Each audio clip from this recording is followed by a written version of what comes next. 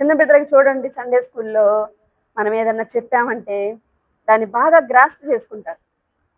చిన్న బిడ్డల మనసులు ఎలాగుంటాయంటే అంత లోకంలో ఉన్న చెత్త అంతా వాళ్ళ మనసులో ఉండదు. నిష్కల్మషంగా ఉంటారు. తెల్ల కాగితాల్లాగుంటారు.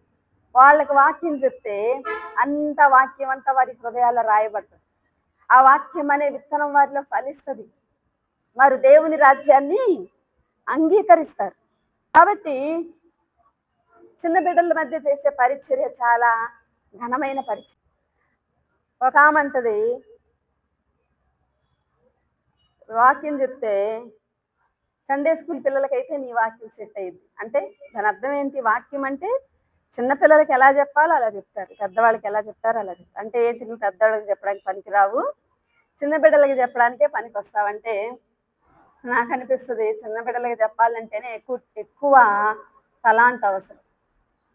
చిన్న బిడ్డల హృదయాల్లో వాక్యాన్ని మరి విత్తాలంటే, ఆ చిన్న హృదయాలకు వాక్యం అర్థం అవ్వాలంటే ఏం కావాలో తెలుసా? దేవుని యొక్క అభిషేకం కావాలి. చాలామంది అనుకుంటారు 4 మాటలు నేర్చుకొని వెళ్ళి చెప్తే పిల్లలకి అదే సండే స్కూల్ అనుకుంటారు. నేను సండే స్కూల్ టీచర్‌ని అయిపోయాను అనుకుంటారు. కాదు. చిన్న బిడ్డలకి చెప్పడానికే ఎక్కువ స్కిల్ అవసరం. మనం గనక సెక్యులర్ వరల్డ్‌లో చూస్తే చిన్న బిడ్డలకి చెప్పడానికే ఎన్నో టెక్నిక్స్ కదా! వాళ్ళకి ఎన్నెన్నో ప్రొసీజర్స్. ఎందుకంటే వాళ్ళకి బాగా అర్థం అవ్వాలి. అవునా కాదా? కొంతమంది ఆలోచనలు అలాగుంటాయి. అయితే ఒక దైవజనుడంట పరిచర్యకెళ్ళొచ్చాడంట. పరిచర్యకెళ్ళొస్తే అడిగారంట, "ఈరోజు పరిచర్య ఎలా జరిగింది? ఎంతమంది నమ్ముకున్నారంటే" ఇద్దరు ఫుల్ టికెట్స్, ఇద్దరేమో హాఫ్ టికెట్స్ అన్నాడంట. ఏంటి ఫుల్ టికెట్స్, హాఫ్ టికెట్స్ అంటే మనం బస్ ఎక్కామనుకోండి, ఫుల్ టికెట్స్ ఎవరికిస్తారు? పెద్దవాళ్ళకిస్తారు. హాఫ్ టికెట్ ఎవరికి? చిన్న పిల్లలకి. కానీ ఆయన చెప్పిన వెర్షన్ ఏంటంటే, సువార్త ప్రకటించినప్పుడు చిన్న బిడ్డలకి సువార్త ప్రకటించి, ఆ చిన్న బిడ్డలు నమ్ముకుంటే వాళ్ళ జీవిత కాలం అంతా వారేం చేస్తారు? దేవుని బిడ్డలుగా జీవిస్తారు. అంటే వాళ్ళకి ఫుల్ లెంత్ ఉందన్నమాట లైఫ్. కాబట్టి వాళ్ళదేంటి? Full ticket. మరి పెద్దవాళ్ళకి సువార్త ప్రకటించి పెద్దవాళ్ళు నమ్ముకుంటే వాళ్ళది హాఫ్ లైఫ్ అయిపోయింది. అయిపోయింది కాబట్టి ఇంకా హాఫ్ లైఫే ఉంది. కాబట్టి వాళ్ళే టికెట్ అంట? హాఫ్ టికెట్ అంట. కదా! మనం అనుకుంటాం పెద్దవాళ్ళకి చెప్తే గొప్ప, వాళ్ళకి చెప్తే గొప్ప, వీళ్ళకి కాదు. చిన్న బిడ్డల మధ్య పరిచర్య, యవ్వనస్తుల పరిచర్య అనేది చాలా గొప్ప పరిచర్య. హల్లెలూయా!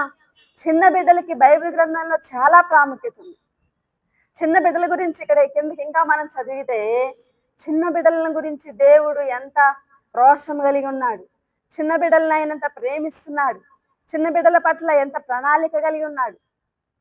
వారికి దేవుడు ఏర్పాటు చేసినటువంటి విషయాలేంటి మనం ఈ అధ్యాయంలో చదివితే మనకు అర్థమవుతుంది. యేసు ప్రభు దగ్గరికి చిన్న బిడ్డలు రాగానే వాళ్ళు శిష్యులు ఏం చేస్తారంటే ఆటంకపరుస్తారు. ఈ చిన్న బిడ్డలను ఆటంకపరచకండి, ఇలాంటి వారిదే పరలోక రాజ్యం. పరలోక రాజ్యం ఎలాంటి వారిదంట? చిన్న బిడ్డల వారి వంటి వారు. చిన్న బిడ్డలు ఎవరైనా చనిపోతే ఎక్కడికి వెళ్తారు? పరలోకానికి వెళ్తారు.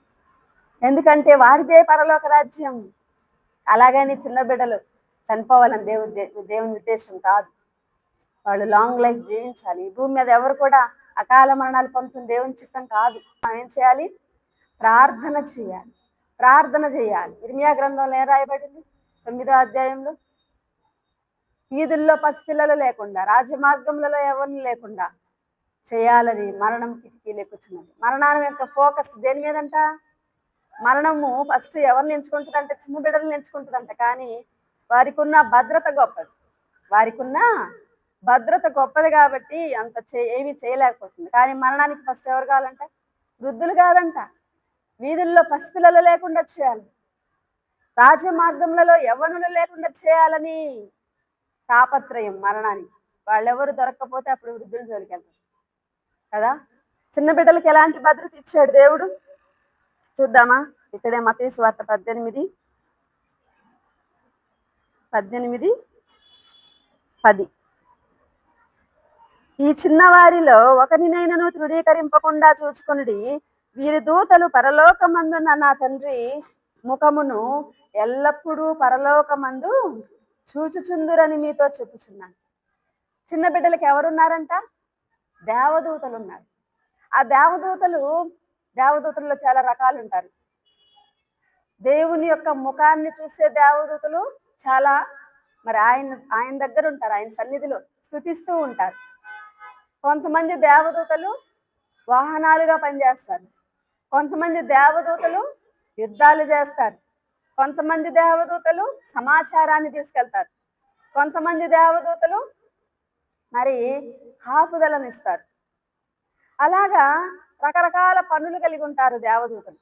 ఇక్కడ చెప్తున్నాడు, చిన్న బిడ్డలకు ఎవరైతే కావలిగా ఉన్నారో దేవదూతలు, ఆ దూతలు ఎలాంటి దూతలో తెలుసా?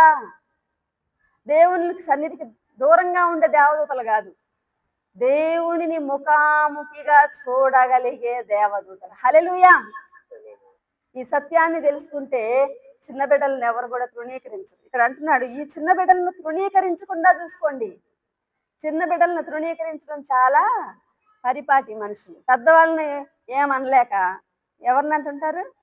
చిన్న బిడ్డలు కనపడితే వాళ్ళని తిడతా ఉంటారు. ఎవరైనా పిల్లలు వస్తే వాళ్ళని కసురుకుంటూ ఉంటారు, వాళ్ళని తిడతా ఉంటారు. పెద్దవాళ్ళ మీద కోపం పిల్లల మీద చూపిస్తూ ఉంటారు. కానీ దేవుని వాక్యం ఏం చెప్తుందంటే, ఈ చిన్న బిడ్డలను తృణీకరించవద్దు. చిన్న బిడ్డలంటే వయసులో చిన్నవాళ్లే కాదు, మారు మనసు పొంది దేవుని యొక్క రక్షణ పొందుకొని తమను తాము తగ్గించుకొని జీవిస్తుంటారే దీనులైన భక్తులు. అలాంటి వాళ్ళని తృణీకరించిన దేవునికి చాలా కోపం వస్తుందంట. చిన్న బిడ్డలు అంటే ఇద్దరు ఉన్నారు, వయసులో చిన్న బిడ్డలు ఉన్నారు, తమ్మును తాము తగ్గించుకున్న దేవుని బిడ్డలు కూడా చిన్న బిడ్డలతో కంపేర్ చేశాడు.